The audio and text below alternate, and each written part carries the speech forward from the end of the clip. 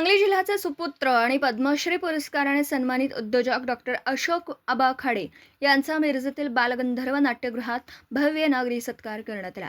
राष्ट्रपतींच्या हस्ते पद्मश्री पुरस्कार प्राप्त झाल्यानंतर त्यांच्या कार्याचा गौरव करण्यासाठी आयोजित या कार्यक्रमाला विविध क्षेत्रातील मान्यवर मोठ्या संख्येने उपस्थित होते।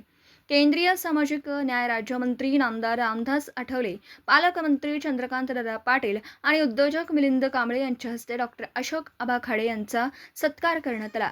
यावेळी खासदार विशाल पाटील, माजी मंत्री तथा आमदार डॉक्टर सुरेश भाऊ खाडे, आई तानुबाई खाडे, जनसुराज्य पक्षाचे प्रदेशाध्यक्ष समित कदम, आमदार सुधीर गाडगीळ, आमदार सुहास बाबर, माजी खासदार संजय काका पाटील, महापौर धीरज सूर्यवंशी, मकरंद देशपांडे, सुमनताई खाडे, पृथ्वीराज पाटील, दीपक बाबा शिंदे यांच्यासह अनेक नगरसेवक, जिल्हा परिषद सदस्य आणि भाजपा पदाधिकारी उपस्थित होते।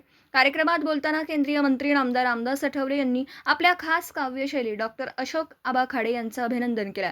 डॉक्टर अशोक आबा खाडे यांनी आपल्या उद्योगाच्या माध्यमातून देशाच्या अर्थव्यवस्थेला मोठं योगदान दिलं असून त्यांनी आपल्या कर्तृत्वाने समाजासाठी प्रेरणादायी आदर्श निर्माण केला आहे, असे गौरवोद्गार त्यांनी काढलेत। यावेळी खासदारांबाबत सुरू असलेल्या चर्चेवरही नामदार रामदास आठवले यांनी आपल्या वैशिष्ट्यपूर्ण कवितेच्या माध्यमातून भाष्य करत उपस्थितांची दाद मिळवली।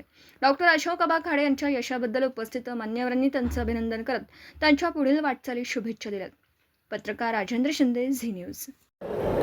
ते भाजपमध्ये गेले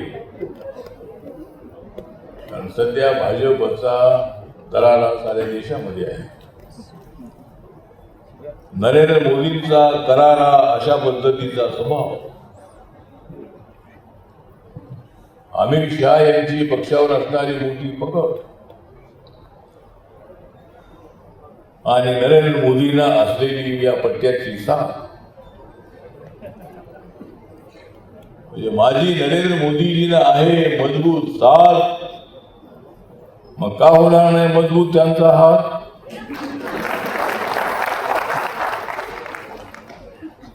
रिपब्लिकन पार्टी ऑफ इंडिया ज्यांच्यासोबत जातो त्यांना सत्ता मिळते, पण आम्हाला काय मिळत नाही।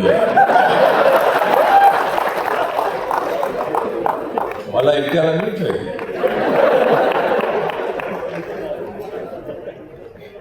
पण सुरेश भाऊ खाडे हे मंत्री झाले, समाज कल्याण खात्याचे मंत्री होण्याची संधी त्यांना मिळाली। मी सुद्धा माननीय शरद पवार साहेबांच्या मंत्रिमंडळामध्ये समाज कल्याण खात्याचा, ट्रान्सपोर्ट खात्याचा, रोजगार हमी खात्याचा आणि दारूबंदी खात्याचा मंत्री होतो। मी पवार साहेबांना सांगितले होते मला दारूबंदी खाता नको, का नको तर दारू बंदच होत नाही तर त्या खात्याचा काय उपयोग आहे?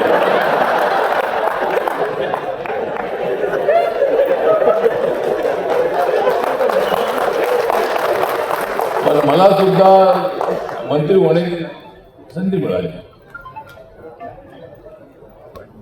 सुरेश भाऊ खाडे हे माझ्यासोबत होते। मी त्यांना सांगितलंय की तुम्हाला निवडून यायचं असेल तर तुम्ही जतमध्ये जा, तुम्हाला आबांचा आशीर्वाद आहे, आबा तुमच्या सोबत आहे,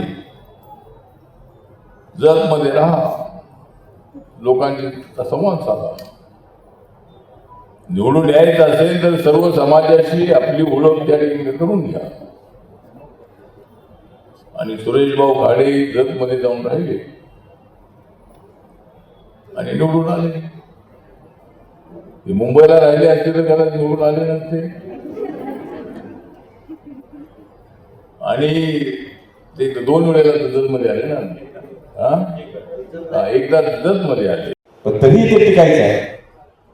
पण माझा स्वभाव अजूनही कार्यालयात बसल्यानंतर मी जर चिडाचिडी चालू केली, कार्यक्रम म्हणतात भावना काय खायला ना, बहुत चिडली, भावना भूक लागली, बहुत चिडतात, तो स्वभाव होता। सकाळी चपाती खाली, संध्याकाळी टिकायचं म्हणजे आवड आहे, चपाती मिळत नव्हती। मग जो स्वयंपाक करण्याची ज्याची पाळी असायची, जो तो विद्यार्थी असायचा, जो स्टुडंट असायचा, तो दिवस त्याच्यावर असायचा, त्याला मी मारायचा आणि त्याला मारून एक चपाती हिसकू खायचा। हे माहित होतं आपल्याला संध्याकाळी सुपरटेंट आपल्याला मारणार आहे, मार निश्चित मिळणार आहे, त्याची ती भूक भागवण्यासाठी चपाती खायची। हे सगळं होत असताना काही दिवसांनी काही कंप्लेंट गेल्या आबांच्याकडे, आबा सुरेश असा करतो, असा करतो, असा करतो, आता आबा म्हणजे आमचे वारकरी संप्रदायातले माळकरी विठ्ठलाचे भक्त पहिल्यापासूनच लहानपणापासूनचे असतात. आम्ही आता सोडून जॉईन झालोय. आणि त्यावेळेला आबाला कंप्लेंट दिला तर मग आबा माझ्या बाजूला जेव्हा बसायचे आणि जी चपाती ही लावायची ती माझ्या टाकायची ही तू का. आणि त्यावेळेला जे वरण असायचं ना ते हात धुवायचं वरण, त्या लायकीचं वरण असायचं. आम्हाला 2 पितळ्या वरण घ्यायचे आणि पोट माझे बघून आणि मी पण निर्णय त्यासारखा खायचा. काय त्यावेळी आपल्याला काय वाटत नव्हतं. म्हणजे हे आमदारकी करत असताना असं सगळ्या फॅमिलीनं एक सॅक्रिफाईस केलेलं. आणि आज तुमच्या शिवमुद्याने उपलब्ध आहोत. आज मोठा पुरस्कार मिळाला.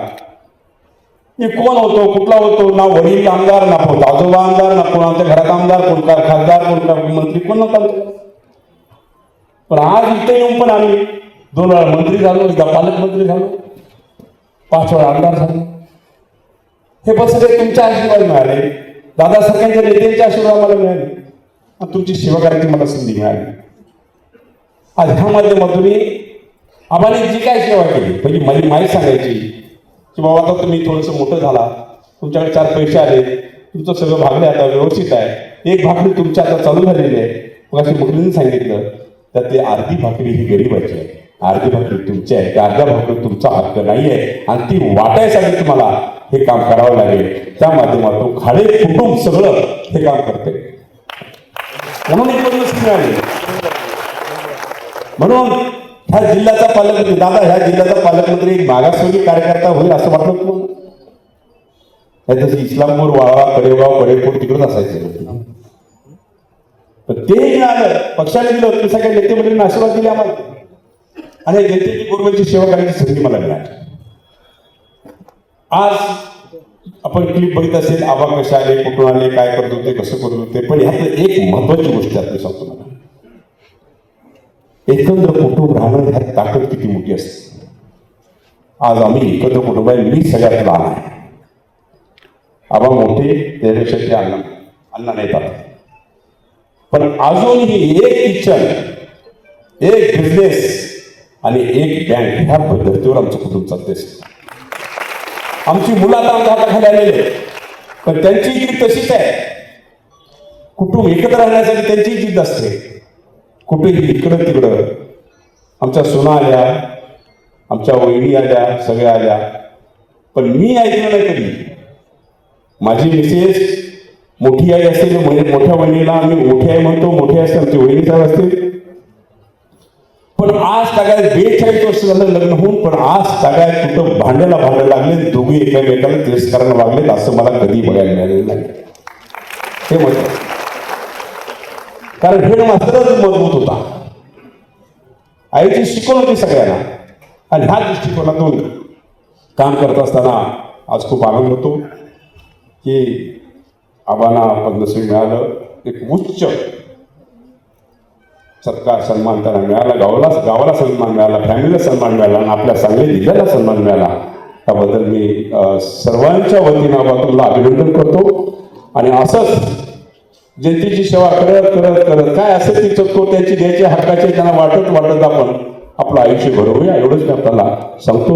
आज ह्या कार्यक्रमाला एवढ्या मोठ्या संख्येनं आपण सगळेजण आला त्याबद्दल धन्यवाद देतो. आपण कुठेतरी एखाद्या कापडाच्या दुकानात जाऊया आणि एक शर्ट आणि पॅन्ट शिवले. त्यांनी मला शिवलेल्या शर्ट आणि पॅन्टवरती मी माझी 11वीची परीक्षा दिलेली आहे आणि हे डोक्यात माझ्या नेहमी राहायचं की मी मोठा होणार, मी मोठा होणार, मी मोठा होणार. मग त्यामुळे माझ्या शाळेच्या आठवण तर मला ते खरंच खूपच आहे माझ्या शाळेत, की ज्या शाळेनं मला मोठं केलं, की ज्या वडीलशीनं मला मोठं केलं किंवा ज्या मालगावाच्या लोकांनी मला मोठं केलं. हा एक मोठा ह्या पद्मश्रीच्या मागचा